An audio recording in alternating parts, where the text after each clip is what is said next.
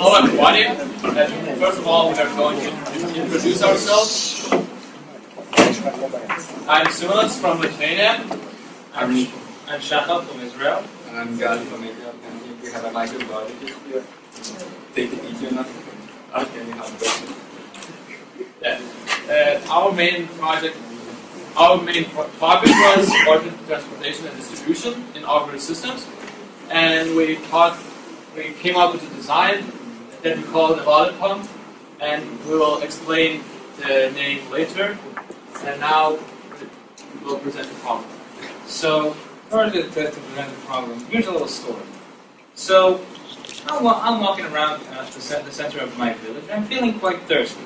So I begin the long walk to the nearest well. 30 minutes later, I get to the well, my feet sore, my head boiling, and what do I see? A huge line of people, about twice as dry as I am, all suffocating from some generator's fumes. And all around that line are a few other people throwing up because of the water that they just drank. This happens every day. Can it even be fixed? In order to fix this problem, we took inspiration from nature, which Simonas will explain. Okay. Most of the plants, maybe all the plants use transpiration method. They use water. They take water from soil and bring it to the leaves. And first, they take water from the soil using osmosis. Then it's an example in the trees. Then they travel to root hairs and cortex. Then to xylem. That will be what is this? It will be explained later in the slides. And to xylems, they use cohesion tension to move the water upwards, and then it goes to the leaves and evaporates through the diffusion to stomata. So the xylem are tiny, very very thin tubes which are made from tracheids and vessel elements. In them, the water that trees got from their roots flows through. The xylem are very thin to allow for faster water flow due to capillary action and low pressure, which will be explained by Gilat right now. So this is what we're basing our design of. Like in the tree, the water evaporates at the top of the leaves, which causes a vacuum inside the xylem, which pulls the water upward. So basically, because if we evaporate the water at the top of a pipe, it would create a pressure inside the pump, a vacuum, which the water would then want to equalize, so the water would start flowing upwards instead of staying at ground level. Our goal with this project is to distribute good, clean water from wells with as little pollution as possible without using the grid.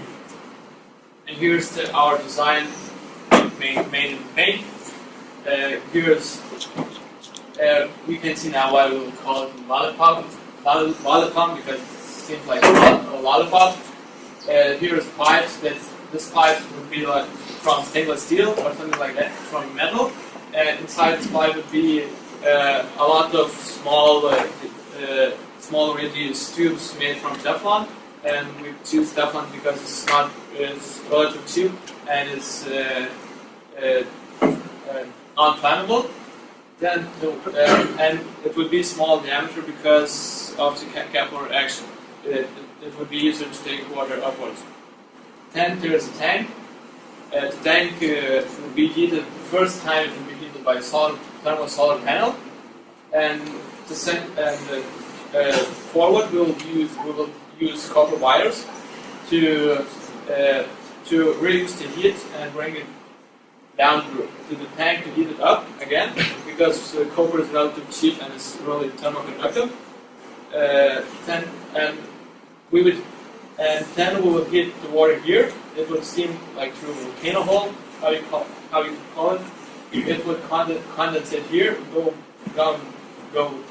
downwards, and to the pipe, to the tank or something where you could store the water or fill your water. And here's a 3D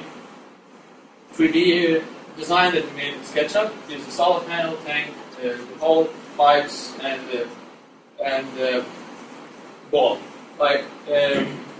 Of course, if the water is isn't clean down in the ground, the tank will fill up with a lot of trash and everything. Then the wall could be removable and the tank could be clean or changed. So here's a couple questions made by Bob. So basically we wanted to calculate how much energy would be needed in order to heat up the water and evaporate it. So Q is the amount of energy that we're calculating. M is the mass that we want to bring about 100 liters of water up every day. So it's about 0.0015 kilograms of water per second. Cp is the energy needed to heat up the water from a certain degree to another. And then delta T is the change in temperature, so the water is about 30 degrees down in the ground, and you want it to bring it up to 100. And then again, the second part, M, is 0.0015. And then H evaporation is the amount of energy needed to take water from 100 degrees in a liquid state to 100 degrees in a gas state. And we came out that we need 4.16 kilowatts of energy an hour. And a solar thermal panel only gives, with an area of 2 meters squared, 1 kilowatt of energy an hour. So we would use the copper wires to keep the energy in the system and bring it down, and we would use 2 or 3 of the solar panels. So then we wanted to compare it to a regular pump and see how it compares. So the price of diesel gas in a regular pump is about $24 a year. Our price is about $113 a year. We want the system to run for about 15 to 20 years divided by 2,000, which is the cost of the Shahar Sivilia later. And then the danger, it's very flammable, diesel in a pump. Ours isn't flammable at all. We would use Teflon, we would use metals and the solar panels, so it's flammable. The pollution, very high with diesel. Not so much with solar power, the only pollution is creating the building materials. Noise, again, very high noise with the gas pump. Solar power, there isn't. Lifespan, a pump, you would need to change the chains or the motors or the rotor every 2 years or so, something with breaking those conditions. We want to build a reliable solar panel that will live for 15 to 20 years. Then the maintenance, you would need to come put gas or diesel inside the pump weekly, and we would only need to come about once a month to change to take the dirt out of the system. So, as Gilat mentioned, one of the downsides in our system is the price. While a gas pump has a low initial investment of $300, you still need to pay $24 yearly to keep it maintained. And the lolly pump, our design, and while it does have a high initial investment of $2,000, you don't need to pay anything to keep it maintained because it's self-sustaining through the copper wires. And coupled with the fact that gas pumps don't last very long, you're looking at a very good deal. And for the last, here's some way from Mr. B. Allen. His name was quiet, and thousands have lived without love, not one without water. And if you have any further questions, you can email us.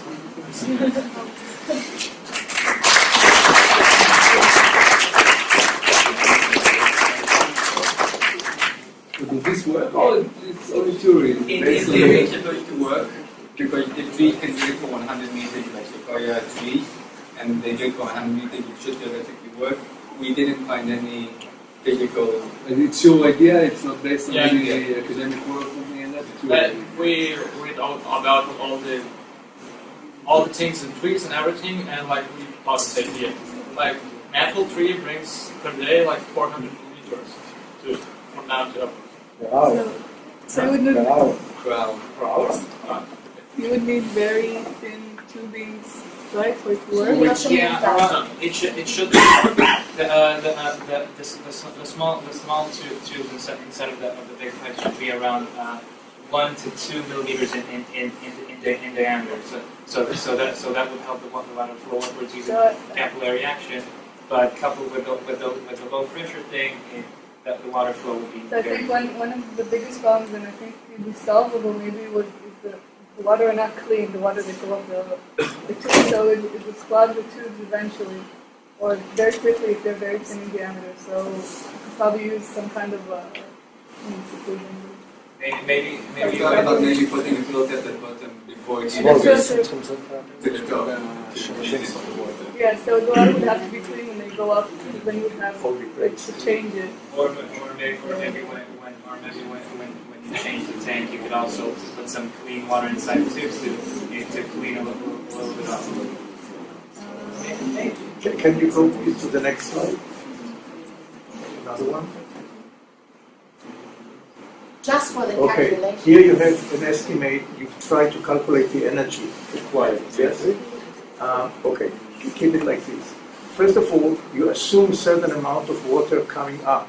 We assume 100 liters per day about. Not how much you need, but how much will it provide this capillary system. Apart from the clogging, I'm not sure it is able to bring up so much, such amount of water. You go from this assumption and calculate the energy, but you give the energy in the wrong units. This is not units of energy. We changed it from joules to, we got down to joules and we changed it from But joules. kilowatt divided by hour or per hour is not unit of energy. We ask times energy, times hour, kilowatt hour, not divided by hour. Tandem. We asked them to do this, to change the units. Okay? They did, But this is not unit of energy. right. They have to, then you have to compare it to electricity because then we asked them to change it. They made a No, it's not. It's a mistake. It should be kilowatt hour. Kilowatt hour, not divided by hour. No, it's not. kilowatt hour. It's a typo. Come on. Typo. We'll fix it. תודה רבה.